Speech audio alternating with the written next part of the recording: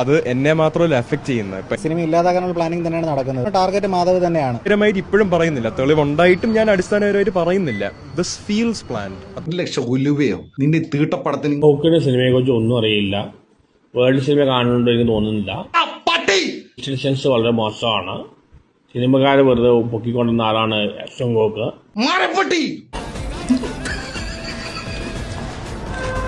അത് എന്നെ മാത്രമല്ല എഫക്ട് ചെയ്യുന്നത്. ഇപ്പൊ എന്നെ കുറെ എഫക്ട് ചെയ്തു മെന്റലി. ഞാൻ ഇത് കാരണം കുറെ വിഷമിച്ചിട്ടുള്ള ഒരാളുമാണ്.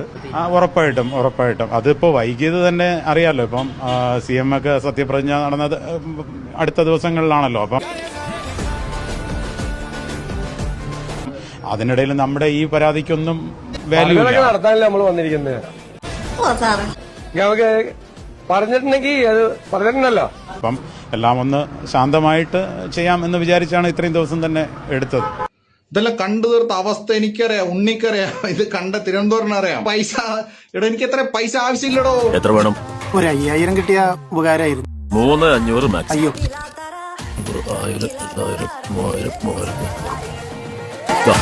1000 പ്രധാന കാരണമെന്നാണ് മനസ്സിലാക്കുന്നത്.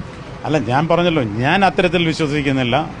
ചിലപ്പം മാധവ് അവര് അങ്ങനെ വിശ്വസിക്കുന്നുണ്ടാവും. അത്തരത്തിലൊരു ബുദ്ധിമുട്ട് എനിക്ക് ഫീൽ ചെയ്തിട്ടില്ല. അതുകൊണ്ട് ഞാൻ അത്തരത്തിൽ വിശ്വസിക്കുന്നു. താടിക്കാരാ നിന്റെ പറയുന്നേ, നീ പറഞ്ഞ് 1 ലക്ഷം രൂപ ഞാൻ നിന്റെ അടുത്ത്, എടാ പട്ടി മാറപ്പട്ടി, നിന്റെ അടുത്ത് 1 ലക്ഷം രൂപ ചോദിക്കാൻ മാത്രം തെണ്ടിയാണ് ഞാൻ. അത്രയ്ക്ക് അതപ്പശമാണ് നിന്റെ 1 ലക്ഷം. പോടാ പോടാ. അത് പിന്നെ ഞാൻ പറഞ്ഞ പോലെ എന്റെ കരിയറിന്റെ കാര്യമാണെങ്കിൽ ഒരു ആക്ടർ എന്നുള്ള നിലയിൽ ഞാൻ ബെറ്റർ ആവാൻ ഒരുപാടുണ്ട്. ആശ്വാസായി.